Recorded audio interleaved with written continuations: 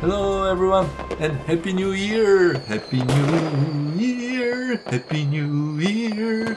It's so amazing that you're here. Solving problems in your new year, because you know what? Probably you have a New Year's resolution to crush it, to destroy them, to deliver, to over-deliver, promote yourself, and be the dream you dream to be. And you know who can help you on your way to achieving your dreams?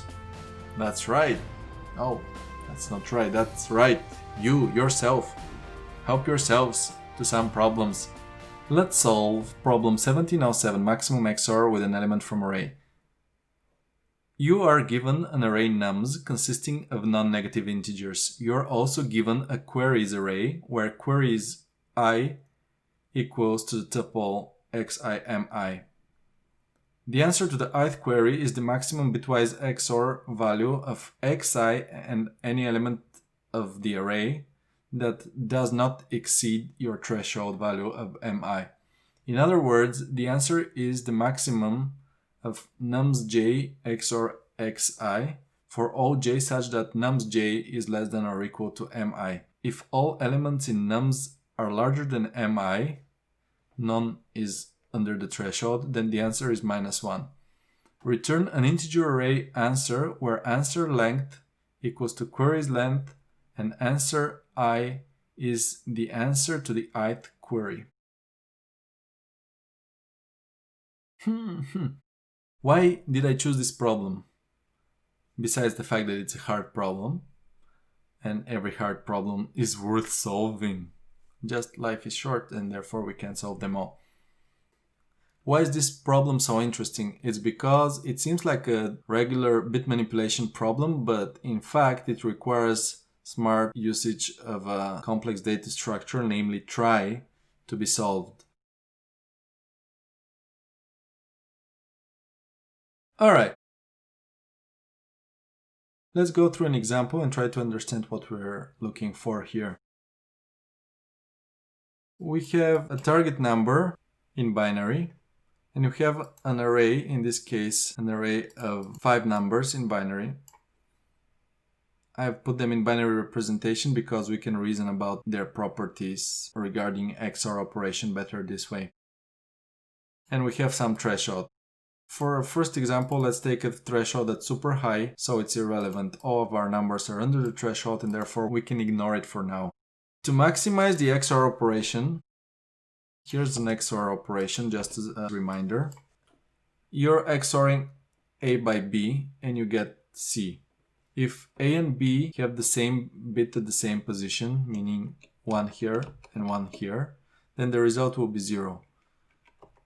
If they have both zeros, again the number will be 0. Every time the bits are matching between the two numbers, the result will be 0. When the bits are different, like in this example, 0 and 1, and in this last bit 1 and here 0, then the result will be 1. I know it's simple, but let's make sure we understand this. What does that tell us? That the ideal number for our target number would be a number that has opposite bits everywhere. 0, 1, 0, 1, 0, 0, 0, 1, 0, 0, 1, 0, 1, 0. If the number was exactly opposite, then the result would be the maximum possible once everywhere. What's the next best number? This is it, right? We're looking to maximize the result. And what's the next best number? This. And so on until we have at the end something like this. This is the worst possible number, only zeros. What this tells us is that the further to the left we can get ones, the better. If we're choosing between a set of numbers and one of them gives us 1 at the most senior bit position, at the leftmost position, we should prefer it over any other number which would give us a 0 there. Because a 0 at that position would mean the other numbers, the other results are lower. Once we understand that, we can come up with an algorithm. Look at the senior-most position. Try to find numbers that have an opposite bit there from our target number. If our target number starts here with a 1, then try to find all numbers that start with a 0. Out of those numbers that start with a 0, look which ones have 1 at their second position in this example, an opposite bit at the second position. From those that have these two opposite to our first number, look at the third position and find again the subset of numbers that have opposite bit on the third position, and so on. At some point you may find that no numbers have an opposite bit, all of them have the same bit. Then that's fine, you have no choice, you need to continue in that direction and choose from one of them. Basically that means in your result you will have something like this. You will have zeros because there's not a single number that starts with a 0, 1 and has a 0 here. There's no number that starts like this. Here you will have to take numbers with a 1. All of them have 1s. So what you do is you will go 31 bits, as many bits as the integer has, excluding the sign bit. You go bit by bit and you filter down the numbers in your array. So you look at the most senior bit, you filter all the numbers that have opposite bit from your target number, if possible. If all of them have the same bit, then that's fine, you don't filter anything, you continue with all of them. But a single number that has different bit is already better than all others that don't have the senior bit different. Next, you take the next bit, and again you filter numbers based on that bit, keeping only those that have an opposite bit from your target number if possible. You continue this way until you reach the last bit, and by that time you have found the number that maximizes your XOR operation with your target number. The algorithm is clear. What's not clear is how would you do the filtering of your array? What kind of structure would you use? And here is where this problem is original, because there is actually a good solution using a trie. Alright, let's now take a look at the solution. This is the method we're supposed to implement: maximize XOR, given nums array and queries array, and return the answers array with the same length as your queries array. We define answers array with the exact same length as the queries array. We create a binary trie, and I'll explain in a minute what does binary trie mean and how does it work. We'll insert all the numbers in our trie, and then for every query we will find the best XOR possible for that query, passing in the target number and the threshold for that query. At the end we'll return the answers. What's the binary trie like? We'll define a class node for our binary trie, and that node would have two children, 0 and 1. It's the same as defining a regular trie for words, except that our alphabet for our words contains only 2 letters, 0 and 1, instead of 26, let's say. Every node in its min variable will keep the minimum element within the tree with root the current node. We initialize the binary trie, create an empty root node, and then we'll start inserting our numbers.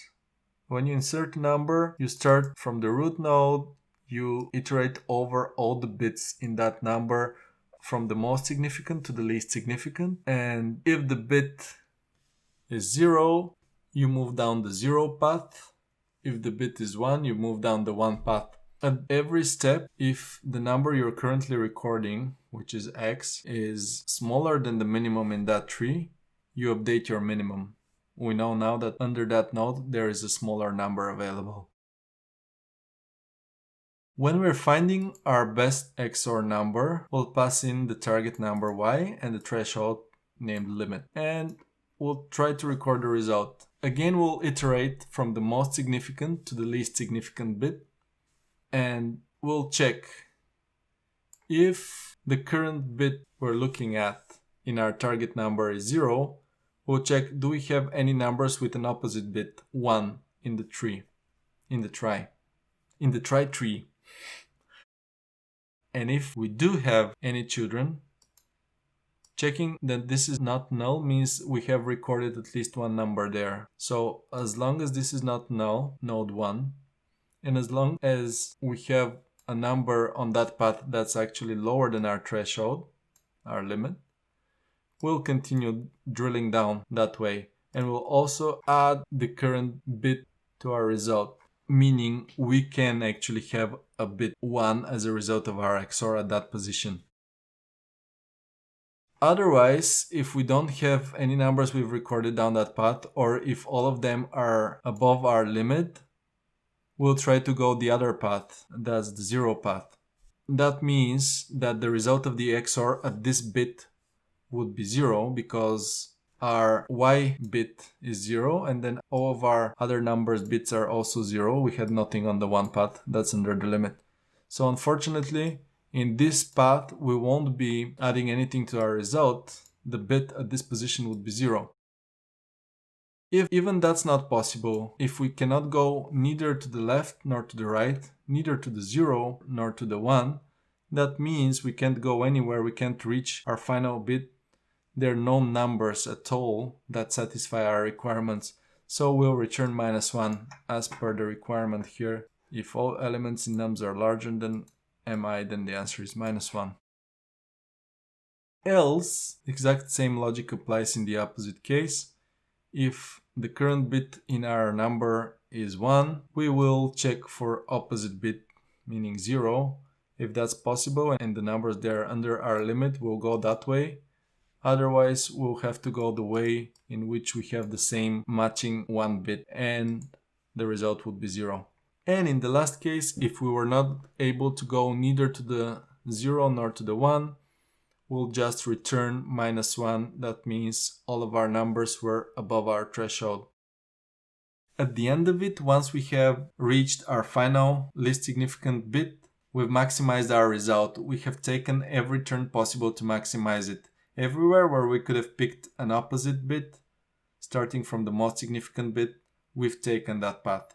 Hopefully at the end of it, we haven't returned -1 and we can return the maximum score.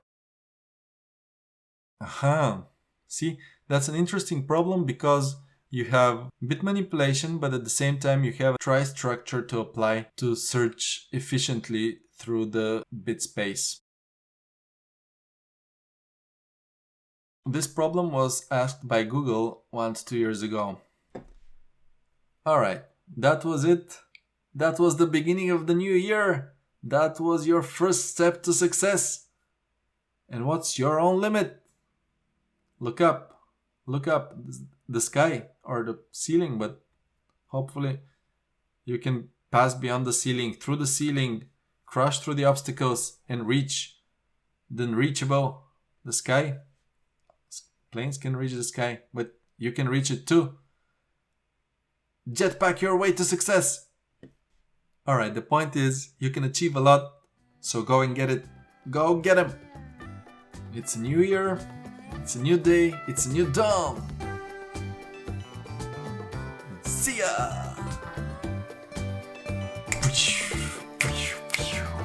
Fireworks, see ya!